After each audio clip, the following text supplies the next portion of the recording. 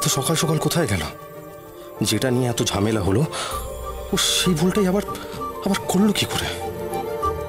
ও কেন এরকম করছে?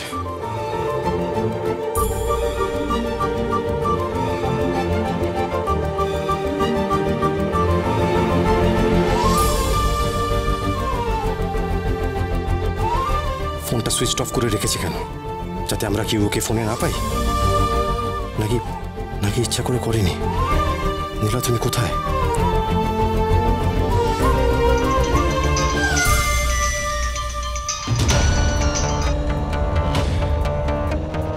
Hello Dipu, Dipu as soon as possible একবার অফিসে এসো, খুব জরুরি দরকার, তাড়াতাড়ি এসো।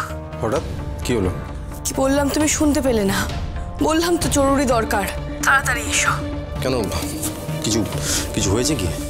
অনেক কিছু হয়েছে দীপু, সব কথা তো ফোনে বলা সম্ভব না।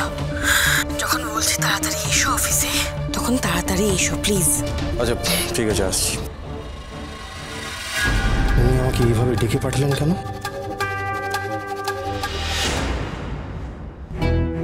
এই দীপু, তুই কোথায় যাচ্ছিস এখন? অফিসে। অফিসে? তোর তো আজ থেকে অফিসে যাওয়ার কথা না, কাল থেকে জয়েনিং ছিল না তোর? হ্যাঁ, যাওয়ার কথা না, কিন্তু ওরা ফোন বললো যেতে হবে, তাই যাচ্ছি। ও মা, ওখানে আবার কোনো ঝামেলা হয়েছে নাকি? কে জানে, গিয়ে দেখতে হবে। নীলা, তুমি কোথায় গেছিলে? ও না না, থাক থাক থাক, তোমায় আবার আমি প্রশ্ন করছি কেন? তুমি তো কোনো উত্তর দিতে চাও না, ভুল করে জিজ্ঞেস করে ফেলেছি।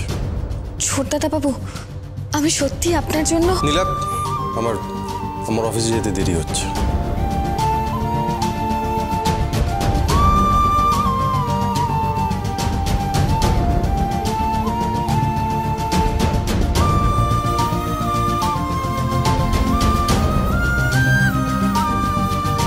নীলা, দীপু হঠাৎ অফিসে কেন যাচ্ছে বলতো? অফিসে? হ্যাঁ, ওর তো কাল থেকে অফিসে জয়েন করার কথা ছিল। ওকে আমি জিজ্ঞেসও করলাম, বলো কি একটা জরুরি কাজে ওকে যেতে হচ্ছে। তুই কি এই ব্যাপারে কিছু জানিস? হে নীলা, তোদের মধ্যে কি একেবারেই কথাবার্তা বন্ধ? মানে কেউ কারোর সঙ্গে কথা বলছিস না? দীপু কোথায় যাচ্ছে তুই জানিস না, তুই সকালবেলা কোথায় বেরিয়ে গেছিলি সেটা দীপু জানে না। আরে বাবা, তোরা তো স্বামী স্ত্রী নাকি? তোরা কি একে অপরের খোঁজ পর্যন্ত রাখবি না? এতদিন তো ওনার খোঁজ খবর তোমার পাতানো বোন রাখছিল, তাই আমি রাখিনি।